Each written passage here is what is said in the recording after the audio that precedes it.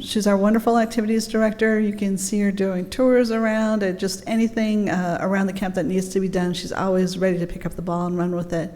We depend on her a lot, so it's only natural that she become a speaker as well and just take over every job that's going at the camp. She's dependable. Everybody please welcome Jamie Osman. Thank you. Good morning. Sometimes I do feel like I have a monopoly around here.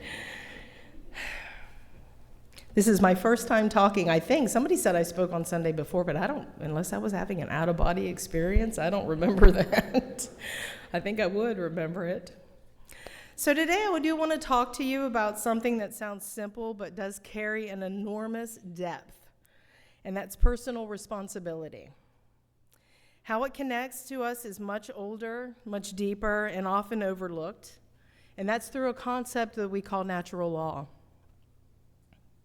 So let's start with a basic question. What is personal responsibility? What does that mean to you? Most people would say it means owning your actions, being accountable for your choices, and not blaming others for your mistakes. And while that's true, we do live in a time where everyone wants rights, but no one wants responsibilities. Everyone wants freedom, but no one wants discipline. But personal responsibility, is more than just a moral obligation. It's kind of a freedom, if you think about it. The moment we take ownership of our lives, we become the authors of our own story, instead of characters written by somebody else. Now, this isn't always easy. We do have a lot of things going on in our life, and it can sometimes feel very heavy.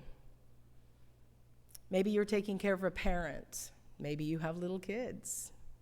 Maybe you have special kids who require extra attention. Maybe you have a job that's very high taxing. We all have these kind of responsibilities. But here's the paradox. The more we avoid responsibility, the less control we have over our lives. And the more responsibility we accept, the more empowered we become. See, responsibility isn't always a punishment.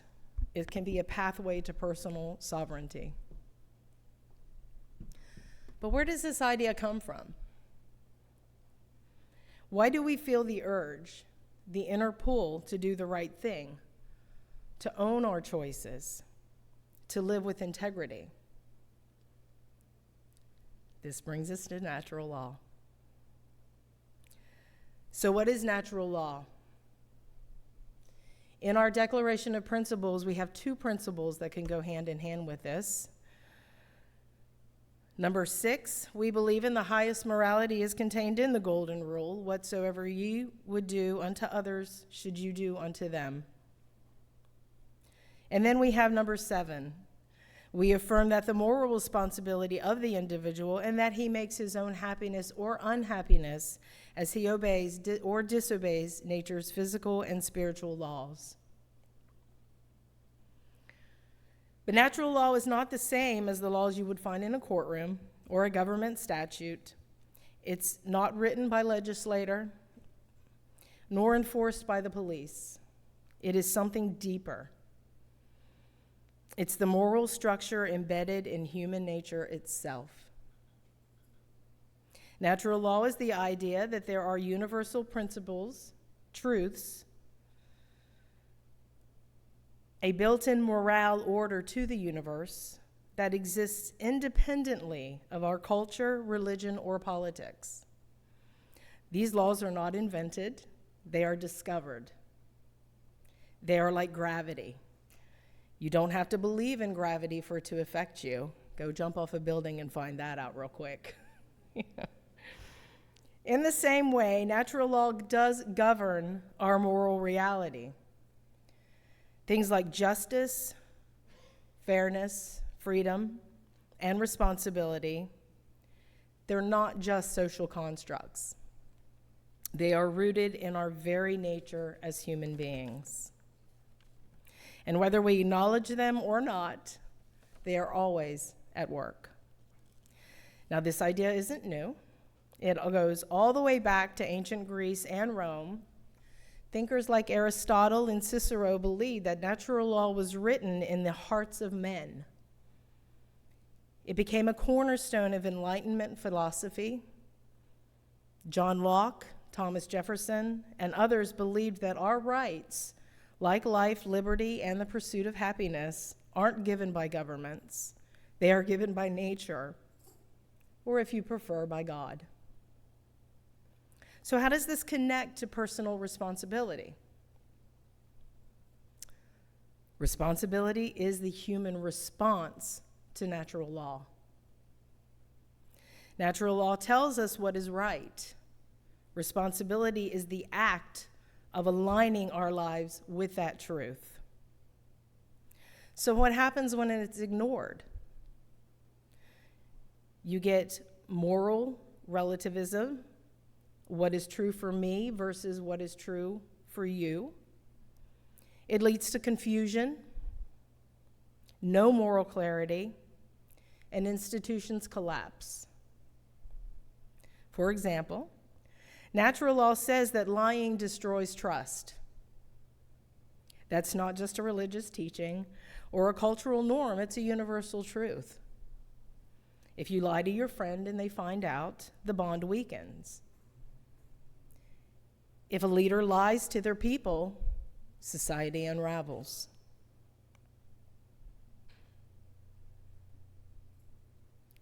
This also happens when no one is willing to say it's wrong. And I think we're kind of going through something like that right now. So taking personal responsibility means choosing honesty. Ouch. Even when it's hard. And it can be hard sometimes. Looking in that mirror is not always fun.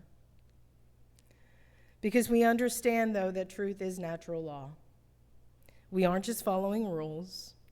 We're aligning ourselves with something fundamental to human flourishing.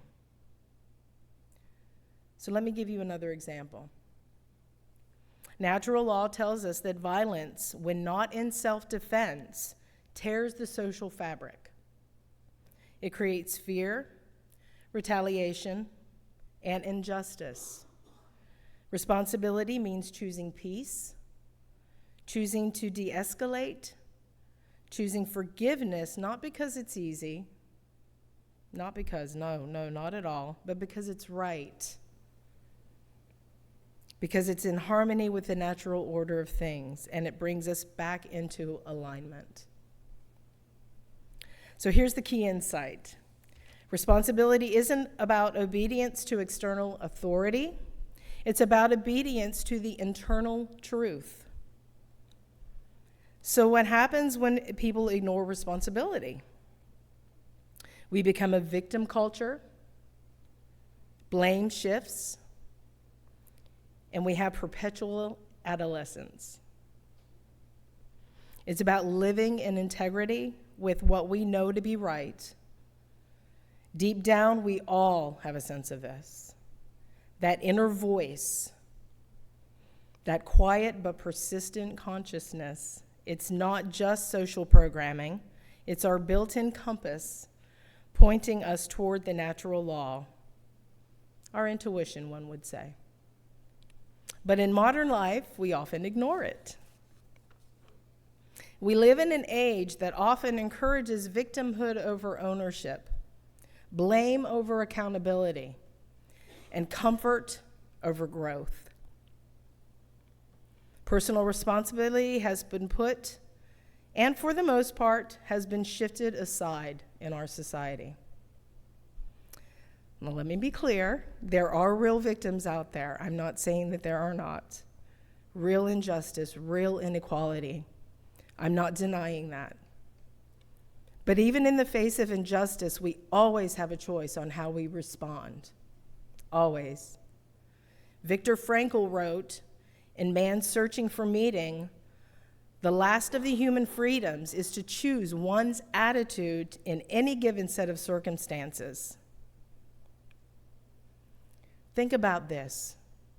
We have the control on how we respond. If you aren't familiar with Viktor Frankl, he learned that lesson while in a concentration camp. That's powerful. When we say it's not my fault or there's nothing I can do, we are giving away our power. We're turning away from the natural law that says we are responsible for our own actions. Always. If enough people do that, society begins to crumble. Because freedom without responsibilities becomes chaos. Rights without duty becomes entitlement. And power without consciousness becomes tyranny. It also will isolate us from one another and create a fear-based environment. So how do we practice personal responsibility in line with natural law? I want to offer 3 principles, 3 pillars on how this can be done. First, self-knowledge. You can't be responsible for life if you don't even know yourself. That means asking hard questions. What are my values? What do I stand for? Where am I compromising? Where am I lying to myself? Because we do that a lot. I do that a lot. We are a product of spirit, yes, but we are also a product of societal norms. So we battle constantly with these societal norms, kind of a tug of war.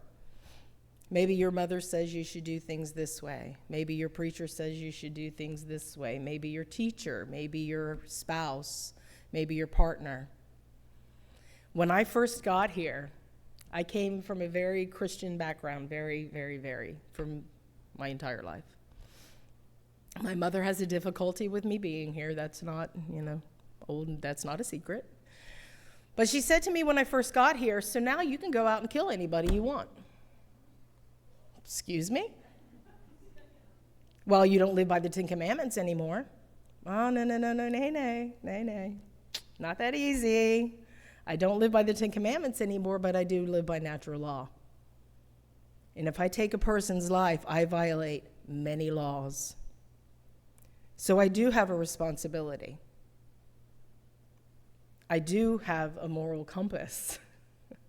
Just because I don't align with Christianity so much anymore doesn't mean that I can go out and just do whatever I want, Hard concept for people to understand when you're caught in that kind of, it's often referred to as a fishbowl, where you're listening to what other people are telling you how you should run your life.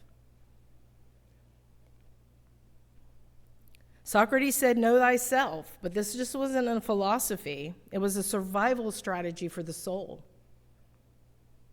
Because the more you know of yourself, the more you can choose your path consciously, instead of being dragged around by your habits, your fears, or your wounds, or what other fields that you should be in line with. The second pillar would be self-mastery. Once you know yourself, the next step is self-control. Natural law may be written in our hearts, but it's not always easy to follow. Temptation, ego, pride, these are real forces. So responsibility means learning to master your impulses. It also means doing what's right, even if you don't feel like it. Especially then, it's important. This isn't about perfection. It's about discipline, and it's about getting back on track when you slip and not using failure as an excuse to give up. To fail is often referred to as first attempt in learning. So failures are not bad. That's how we grow, is in these failures, if you choose to respond that way. Again, personal responsibility.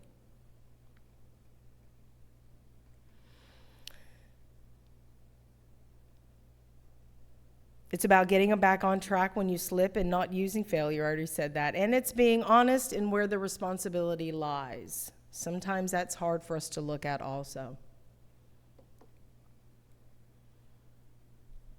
I don't want to blame other people. I have a choice. I have a choice to follow you or not to follow you. That is my choice, my responsibility, my judgment. It all comes back to me. Peer pressure, I guess you could say. And the third pillar would be service to others. True responsibility is not about ourselves. It's not always doing what makes us feel good. It's also about our relationship with our community and our impact on that. Natural law reminds us that we are interconnected. What we do affects others.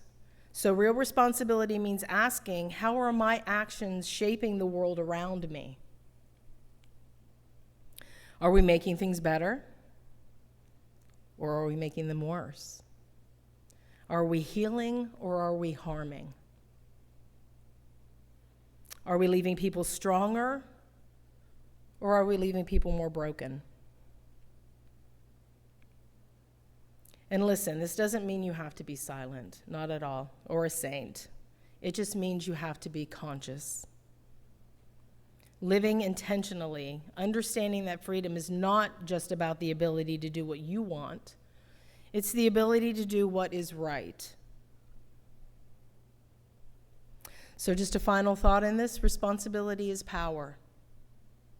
We often think of responsibility as a burden, but I want to challenge that. Responsibility is actually the foundation of power.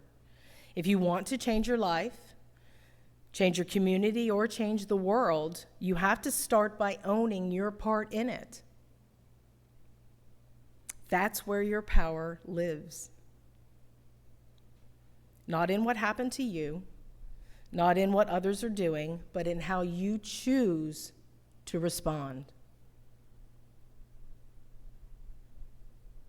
A lot of us can probably use our childhoods as reasons to not live in accordance with natural law, to lash out. Perhaps you didn't have the best childhood, but there comes a point in your life where you have to pull up your big boy panties or your big girl panties, and you have to clean that mess up for yourself so you can be free to live in accordance with natural law and be a blessing and be a responsibility where others are concerned.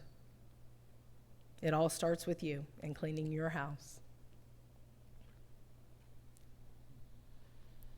Natural law offers a map, but personal responsibility is the journey. It's not easy. It requires courage. It requires humility. And sometimes it requires starting over. But it's worth it, because on the other side of that is freedom. I'm 53 years old. At age 50, I decided to take my power back. And let me tell you, some of my family members are having a rough time with that.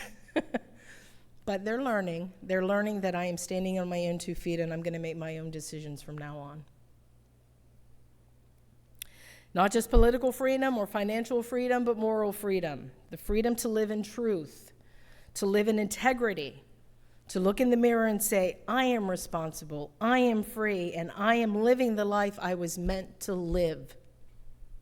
Not what just somebody tells you you should be living. If you don't govern yourself, someone else will. If you don't live by truth, you'll live by pressure. If you don't take responsibility, you will become a liability. So I leave you today with asking yourself if you are living like someone who's free, or are you living like somebody who's just drifting through life? Growing up, my mother bought me a lot of Shel Silverstein books, a lot of his poems. I've been looking back on them as an adult now, and I've realized how impactful these poems are. If you don't get a chance to ever look up Shel Silverstein and like Where the Sidewalk Ends poetry book, I mean, it's phenomenal. And I'm going to read one for you called The Voice. There is a voice inside of you that whispers all day long. I feel this is right for me. I know this is wrong. No teacher, preacher, parent, friend, or wise man can decide what's right for you. Just listen to the voice that speaks inside. Thank you for being here today, and thank you for lending an ear to me.